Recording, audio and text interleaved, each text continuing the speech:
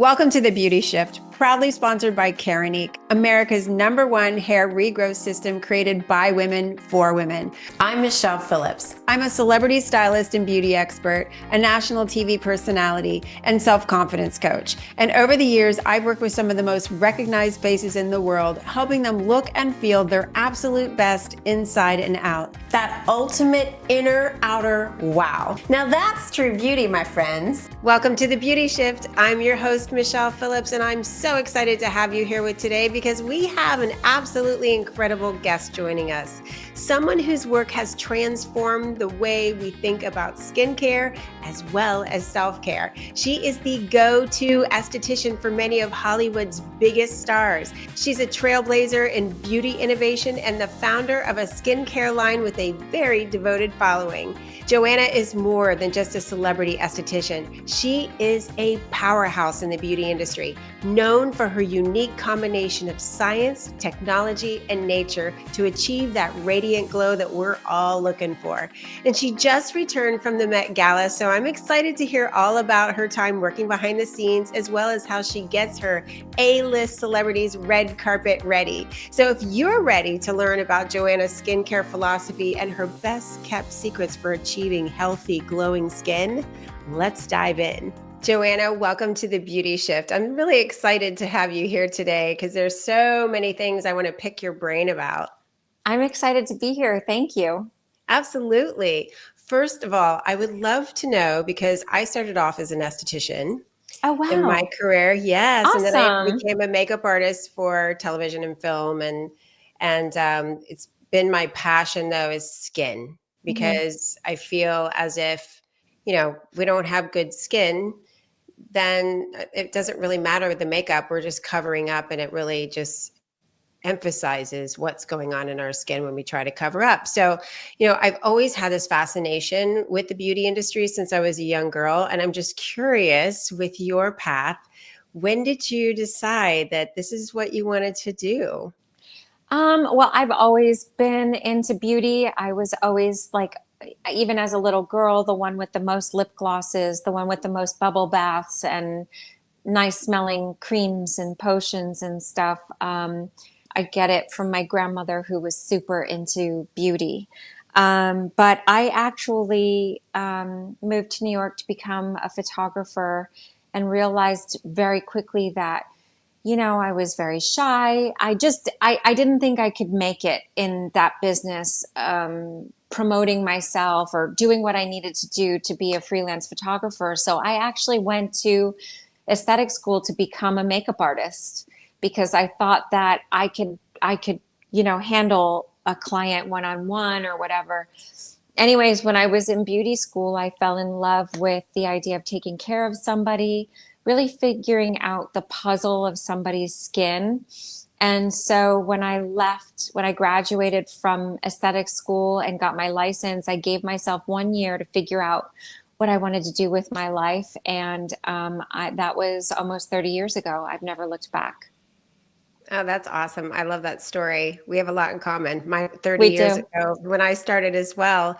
And same, just with skin, it's always been a fascination for me as well. Especially when I was younger, I had acne, and then I got Mm-hmm. to be an adult and had acne again, and now acne and wrinkles. So there you go. It's like, and it's just always, to me, so incredible to learn more and more about ingredients and the science behind skincare now, Yeah. and how things are being developed. And I know that you really are very intent on combining that science, but with nature. Can you talk about that, and how you've really worked with your skincare brand and skincare for your clients? Well, I think, coming up in the industry in the 90s and early 2000s, there was a real focus from my clients of wanting ingredients that were pure, that, things that they could understand, things that smelled good, that smelled the way that they thought it should smell, like, like the flower that was in it or whatever. And there was a lot, I realized, so many ingredients that are so efficacious that were a throwback to my grandmother's day of beauty, like chamomile and calendula and rose hips and olive oil and all of these kind of like, easy to understand ingredients. But at the same time, when I started my own salon in New York 20 years ago, I really wanted to focus on technologies because so many people in Europe were doing all these cool treatments. And in the United States 20 years ago, you would get the same facial no matter where you went. It was a lot of like glycolic peel, a massage, and a mask. And there wasn't really much innovation happening here in the States. So I wanted to bring like some of like the innovation from other countries into what I did as a practice, but also stay true to that, that vibe that my grandma always had of like making her own, bath soaks and different things. So, a little bit of old school with being super modern. It felt like that was being true to myself, true to who I was as an expert. And it was something that clients really craved. So it really took off for me. I'm sure, and they probably saw much better results because of Yeah. that. Of course, it just that technology now, which is more and more people now are Yeah. very aware of it, but back then, no. And also the ingredients that the Europeans have in their skincare brands versus United States, there's so many ingredients that the EU doesn't allow. Yeah. Versus the United States, there's a lot of ingredients in products that we need to steer clear of. And I love that the beauty industry is really embracing that now and people becoming more aware. And so, with that, what ingredients do you feel are super important that we use in our and incorporate in our skincare routine? I think that there are ingredients that just work for more skin types rather than less. Like, for example, in my exfoliating mask, which is one of my top selling products, I have lactic acid and pineapple enzymes. That those two chemical exfoliators are really they're more friendly to more skin types. Even if you have super sensitive skin, you can use a lactic acid and an enzyme, a fruit enzyme, and it'll go better than, let's say, a glycolic or an alpha hydroxy, which can be challenging for some people with more sensitive skin to use. Let's say I have some salicylic acid and vitamin C in my vitamin C face wash. Those are other ingredients which I think are much more easy to experience from the client side than other ingredients. They keep your pores clean. If you have mature skin, you're washing away wrinkles when you use a salicylic acid. And vitamin C is naturally very brightening and it helps fortify the skin against sun damage. I do love a vitamin C product and I love a retinol. Retinol isn't for everybody, but it does matter what it is sitting in. It matters what the whole formula is because you can use a retinol that like can be so harsh and really leave your skin red, or it can just be, really fortifying and really help that collagen production. And then finally, I think everybody needs stem cells and epidermal growth factor in their life. Stem cells help stimulate collagen production. Epidermal growth factor helps heal the skin. And our skin is bombarded with pollution and stressors and lots of things throughout the day. So you need something healing while you sleep so that your skin can repair overnight. Absolutely. And you bring up the the retin-A. So often people come to me and say, okay, I know I'm supposed to use retin-A, but what kind of retin-A? Because there's retin-A and retinol and retinoids, and there's prescription strength, and then there's different percentages. Where do you suggest people start? I mean, I always say go to your dermatologist because sometimes retin-A can have a very a drying effect, and people's skin can get a little sensitive, or they can use it too much. But Yeah. what's your suggestion there? Well, I think, rather than get like kind of lost in the weeds of types and sources and this and that. Going to a dermatologist is a great suggestion. Also, just testing product. You know, you can test a product right here on the neck, just below the ear, and it's not going to be on the face, but you really get a sense of whether your skin can take something or not. But I think something really key to remember about retinol in general is that studies have shown that even using a retinol once a week will give you a great result in terms of anti-aging, anti-inflammatory, reducing redness, keeping the pores cleaner, reducing acne breakouts. All of those benefits will still occur even if you're only using a retinol once a week. So, you know, instead of going crazy and just buying a retinol and using it every night, which could lead to a lot of challenges with the skin, a lot of, compromised, red, extremely dry skin, why not start with once a week?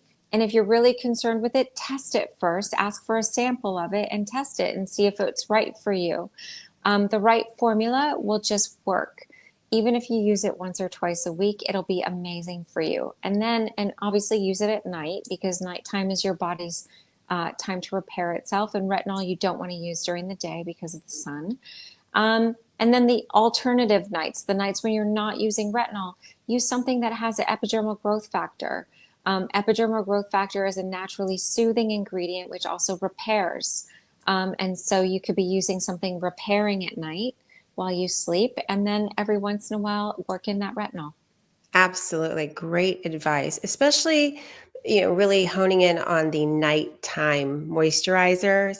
Yes. In fact, because so many people that I've worked with in the past have said, oh, I don't use anything at night when I go to bed, or they use the same thing during the day as they do at night, which is better than nothing. But it's so true. That's when your skin really restores and repairs itself. So that's when I goop it on. But, some I do people don't too. like I the do goop, too. but I do. I'm like, I like to be very, very glazed donut. me too. My husband's like, okay, I gotta go to bed. I'm like, okay, give me 10 minutes. I just gotta go goop. It's it's just, it feels so good. And I feel like my skin really looks so much better in the morning because of it, because I am taking that time. But I really want to get to a question that I've been dying to ask you. And it's about how, in my opinion, I feel that there's a lot of people giving information on social media and the internet that have good intentions, but they are giving advice and they're not professionally trained. And it makes me cringe because I have women come to me all the time or call me up and say, help. I got this, that, and the other, or I went, I bought this treatment to do at home, and now I'm underneath my desk because I'm beet red, or my skin's, I've got a rash, it's red. I feel so many people are just searching Yes. for the right products, but they're getting information that is not necessarily good for them. And they're combining so many different products that they're using their faces as science experiments, in my opinion. And so Yeah. I'm on this campaign to for people to really think about who they're getting their advice from. Again, I think people are well intended, but what is your advice there in terms of really vetting the people that you're getting advice from, and like you said, testing the products in a Yeah. way that it's not like all different types at one time? Yeah. I mean, I think, okay, so I love this question. There are many facets. The first thing is that social media is really, people forget a lot of social media is just people are doing things just to get noticed, just to get views and likes, right? It's not necessarily real advice. I have seen professional people even give advice that they would never tell their patients or their clients to actually do, but they're doing it because it'll get them attention in that moment, in that way. No real derm or whatever is going to be like, oh, put like preparation H on your eyes or whatever. Like they're going to recommend a real product. They're not, they're not going to say that. But like maybe they'd say it in a video. So that's like one type of social media. The other thing is that like I think it's easier to understand when you think about it like with makeup. Like I like to watch a lot of TikToks. I love TikTok, even though you know I'm 54, and I Same age watch group.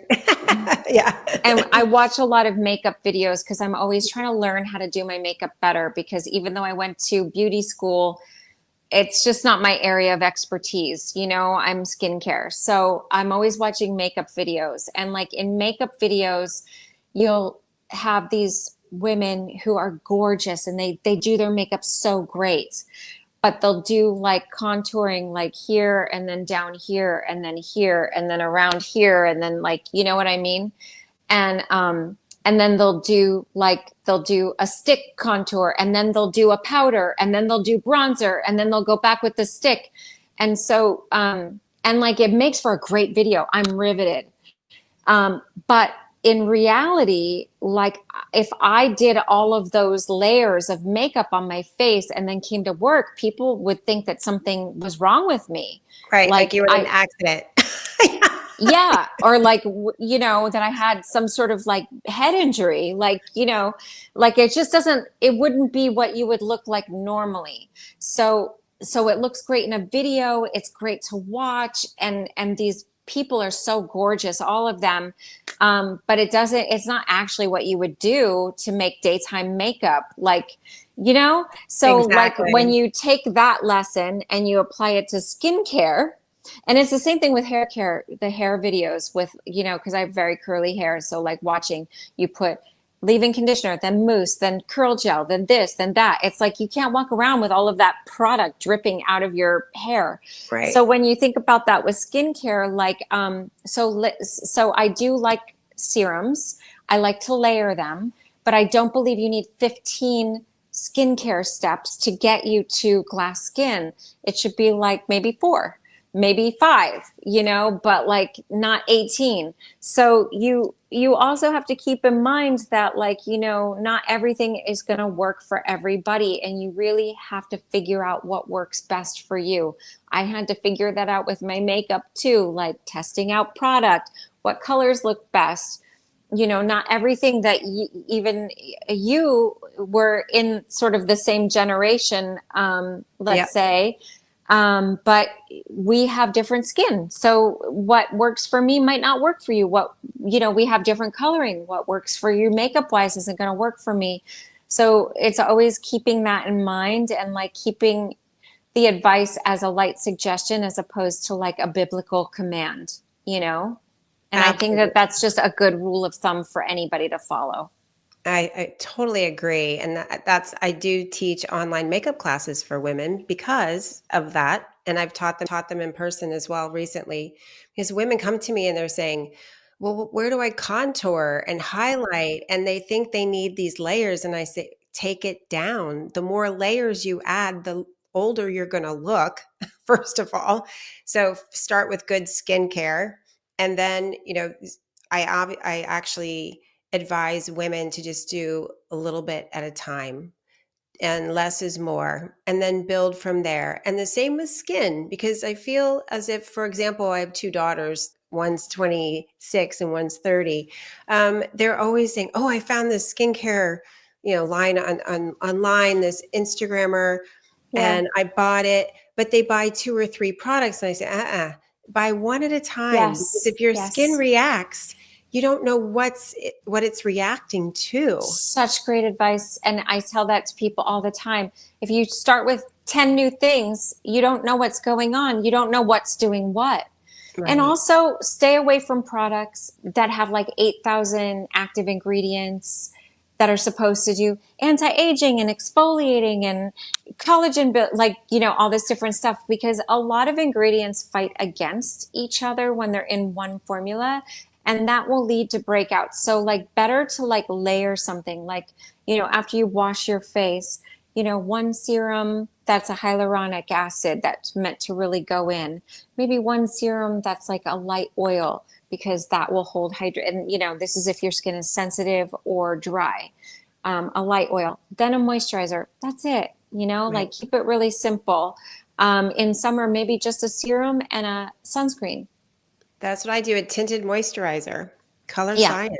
I'm wearing it Yeah. now. It's like you don't need all that makeup either when your skin looks really No. good. I mean, And I love wearing very little makeup when I'm working because I also want to show off my skin. To me, the skin tells the story every time.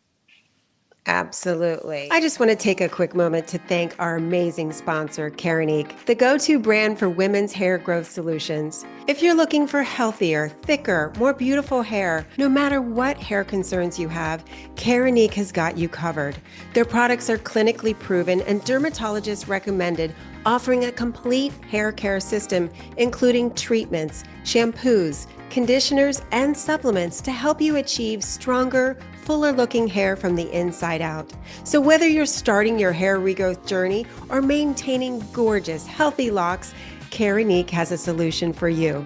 And as a Beauty Shift listener, you get 25% off site-wide. All you have to do is head over to store.keranique.com and use the code BeautyShift25 at checkout. Thanks again, Keranique, for supporting the Beauty Shift and helping women everywhere feel confident and beautiful. So now let's get back to the show.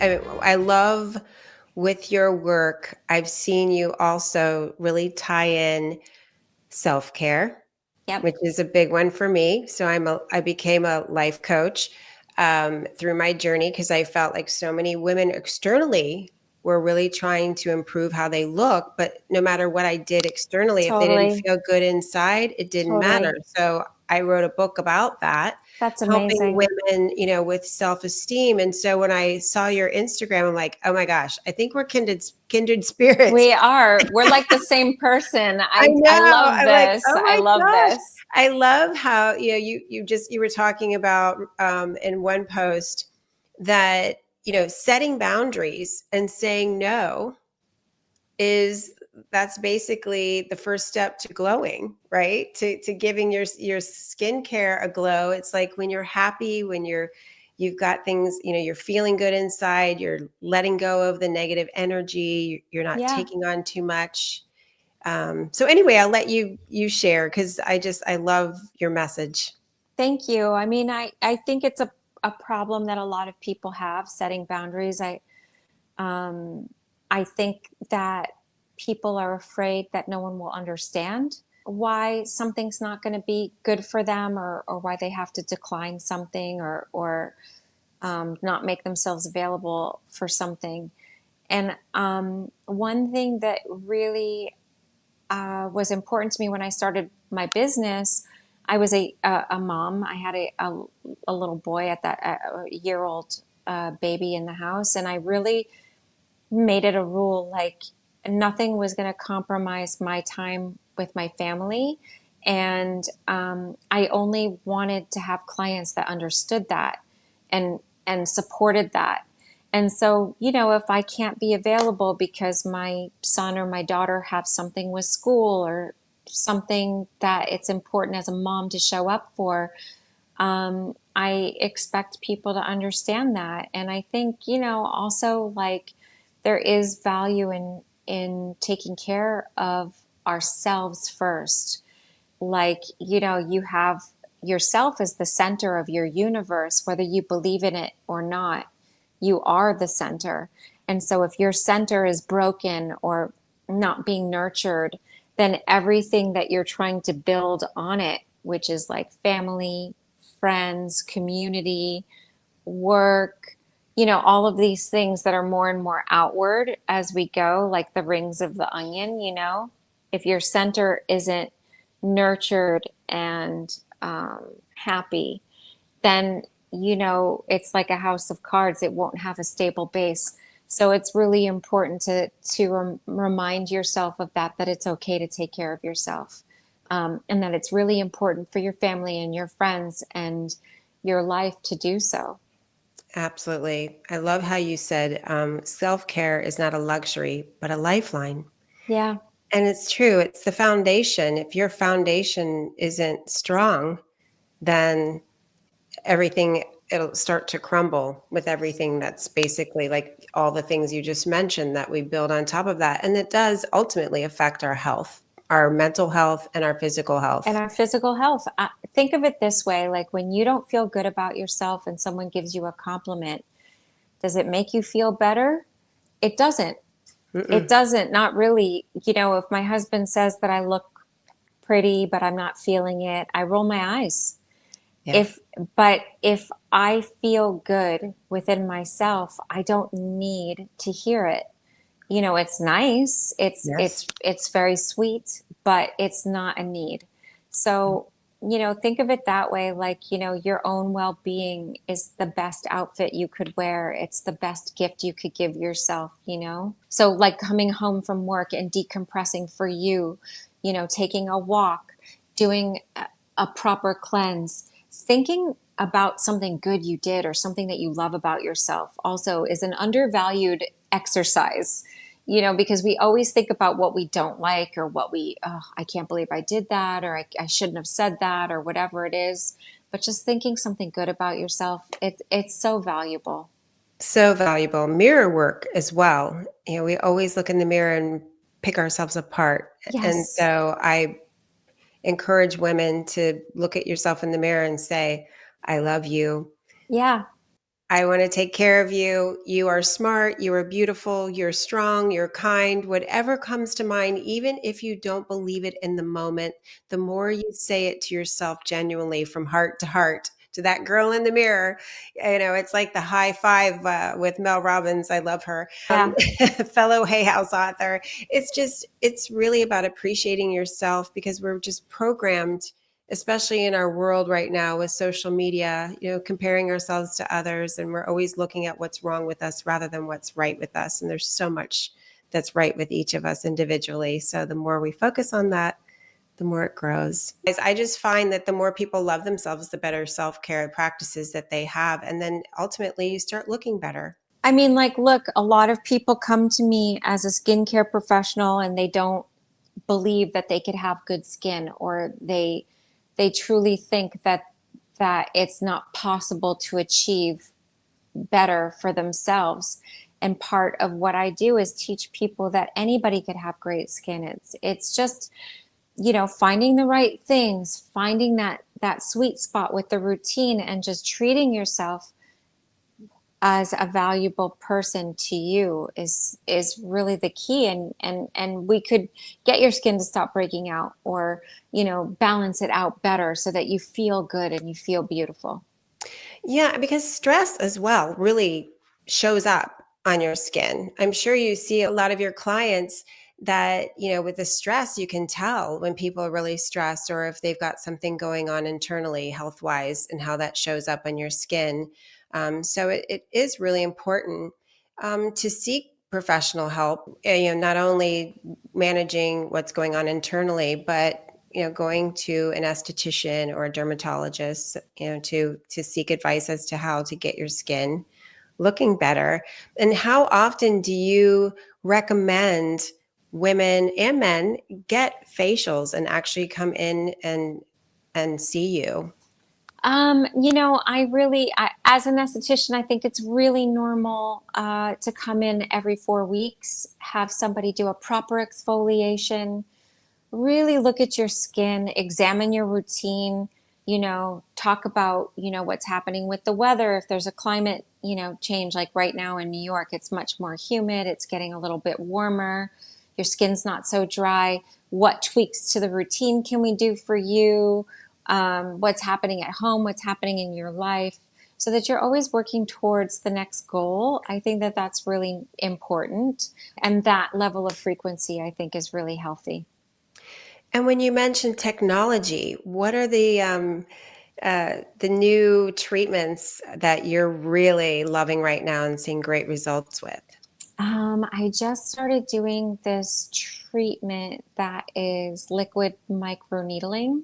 Mm. It is a series of like stem cells and peptide creams and lots of, you know, regenerating type ingredients. But one of the creams has naturally derived sea sponge, and it is like 20,000 tiny little needles going into the face when we rub the cream into your face. And it's honestly, it's so amazing. It makes your skin look so lifted and brighter, and it makes you super snatched. It's amazing. Wow. And recently, well, was it this week? You were working at the Met Gala with a lot Uh-huh. of your A-list celebrities. Yeah. What were some of the things that you were doing to really help them get red Red carpet carpet ready? ready. Yeah. Microcurrent is a big one. Air compression garments, for lymphatic drainage so that you look really tight and lifted all over the body. Hyperbaric oxygen treatments, cryotherapy, a little bit of vibration therapy in the skin, lots of different types of microdermabrasion and like aqua peel type machines so that you're infusing the skin with as much hydration as possible. Lots of different stuff to get everybody ready because usually people are like super stressed. Their skin is very dry. Maybe it's breaking out. Everybody's working a lot when they come from Met Ball, it's like in the middle of everything and it can be really stressful. And I'm sure you have to start weeks, if not months ahead of time, depending on the treatments. Yeah, absolutely. Do you do any types of laser treatments? So I do have a nurse that works here. We partner with a dermatologist, and she does Clear and Brilliant. She does Morpheus 8, which is a type of radio frequency with microneedling, and we do regular radio frequency and also IPL. I had Morpheus 8. Wow.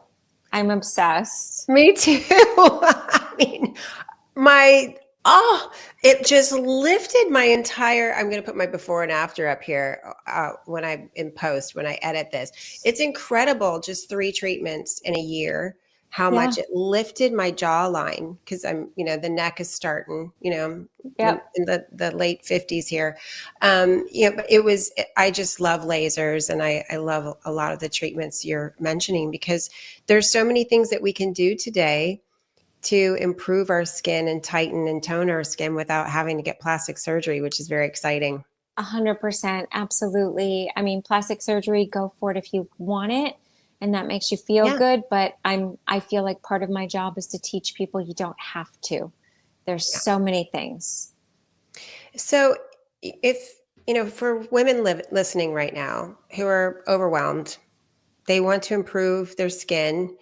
I just had a client yesterday and she's like, I'm just going to go do something with my nose because it was red. And so I can see that it's becoming more and more apparent that as we're aging, we're seeing more and more things that we really want to improve upon. And can become overwhelming as to what to do. What are some of the first steps you offer women to kind of safely dip their toe into a skincare routine and maybe some treatments that can really help them? Well, I think investing in a really great LED light mask would be something that I would invest in. Absolutely. LED, for those of you who don't know, increases collagen production, it reduces inflammation, it reduces pore size, it takes sun damage out of your face. It's really, really awesome, and it's a completely non-invasive technology. You can get very good masks for home use, and that would be something that I would build into the budget of the arsenal for at home. I do really like, in terms of like treatment, laser a couple times a year, if not Clear and Brilliant, something that like resurfaces really well. I love laser. And then something that's like goes a little bit deeper, like if you're not going to do Morpheus, which is really kind of painful and intense, then, you could do all therapy, or something that's less common in the United States, but is very, very popular in Korea and in Europe, is something called HIFU, which is a type of ultrasound technology that's very tightening, which I love. And these are all things that I would go to an actual dermatologist to Right. do, even if it's legal. I don't know, state to state, the rules are very different. In New York and in California, it's not legal to get those treatments from an esthetician. I used to be very good at those things, but they changed the rules. But something like HIFU, I would definitely go to a doctor for. There are just certain things that are so deep that you would just want to see a doctor about. Microcurrent is a non-invasive treatment that I think is amazing. You can get at-home devices, or you can go to a professional. I obviously, since I am a professional that does it, I think that that is the way to go. But there are certainly really good at-home versions. And that's what I was going to ask you because I do have red light therapy. I do have a microcurrent at-home facial device by Foreo and the Foreo facial cleanser. There are a lot of at-home devices that are very helpful. Absolutely. Absolutely. I wouldn't shy away from them whatsoever, but it takes discipline to work them into your routine. Do not buy something if you're not going to use it. It's not going to do any good. So, you have to build in moments at home, like for LED, let's say, for example. You want to do that on clean skin with no product on your face. So maybe you're doing an at-home facial where you wash and exfoliate your skin once a week. And after that, you follow with the LED mask and you just chill. Or maybe that's your time to watch TV or listen to a podcast, whatever is like something that's going to bring you joy. But you have to kind of be thoughtful about how it's going to work into your routine because, you're not helping anybody, let alone yourself, by just buying stuff, Yeah, absolutely.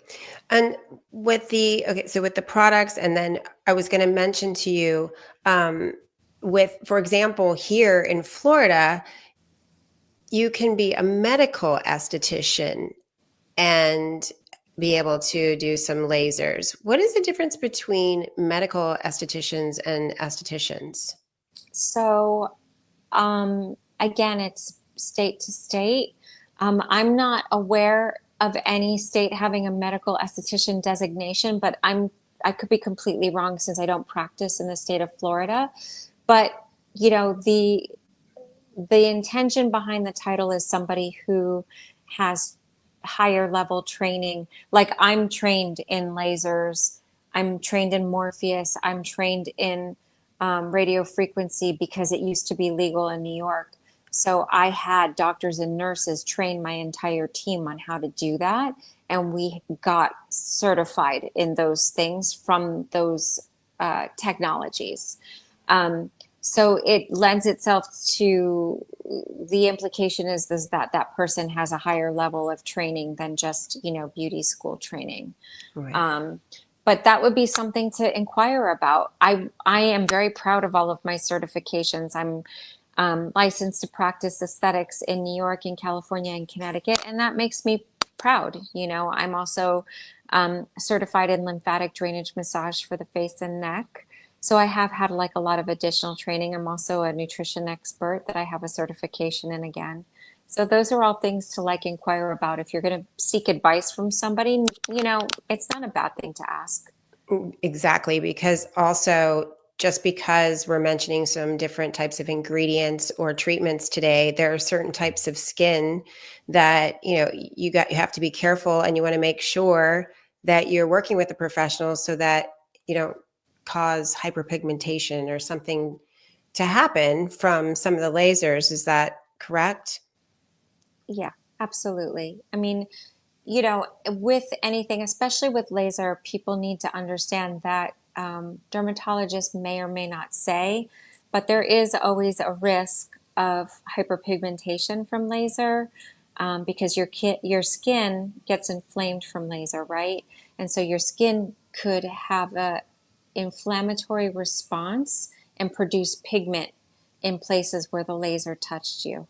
So that is a possible side effect, or the loss of pigment in an area is another possible side effect. So there are risks involved with doing some of the more medical treatments that I've mentioned, and those have to be weighed out.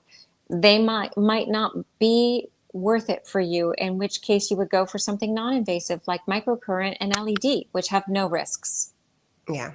Great advice. And that's why I wanted to mention and toot your horn. And I'm sure there's so many other accolades, but I saw that you won the Outstanding Achievement in Aesthetics Award for the Daytime Beauty Awards, which was presented to you by Jenna Elfman and Ashley Tisdale. So Yes. congratulations. Thank you. I That's was super proud of amazing. that.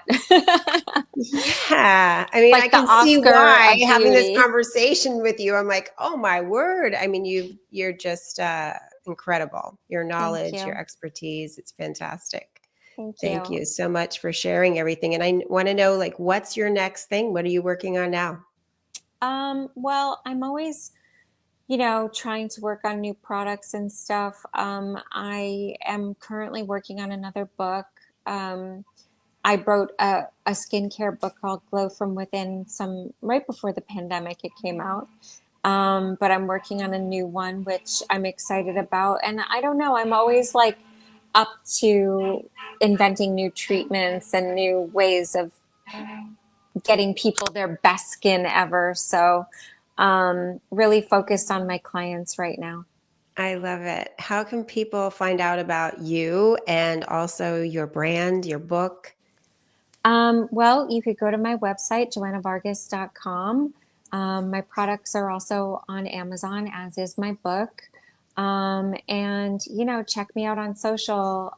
Joanna Vargas is my brand page, both on Instagram and TikTok. And my personal social media handle is Joanna Vargas NYC, and that's on TikTok and Insta and everywhere else.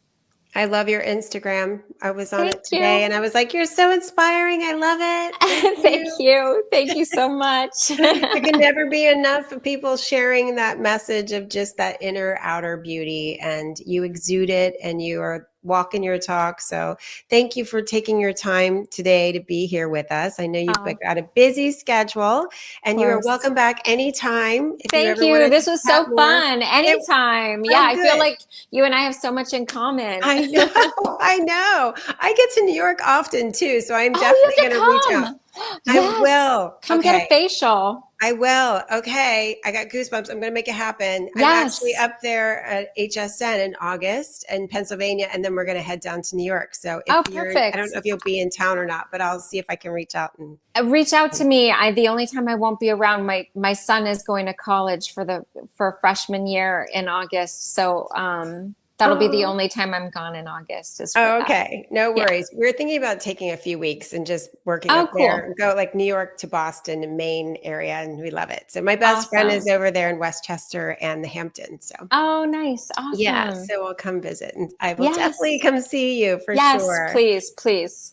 Thank you so much for your time today. And again, I hope to have you back again soon, and good luck to you. And if there's anything we can do to support you, please let us know. Thank you. Thank you for having me. Joanna, thank you so much for sharing your incredible wisdom with us today. I can't believe how much we have in common. Wow, what a great conversation. And it was just chock full of so many good tips, right?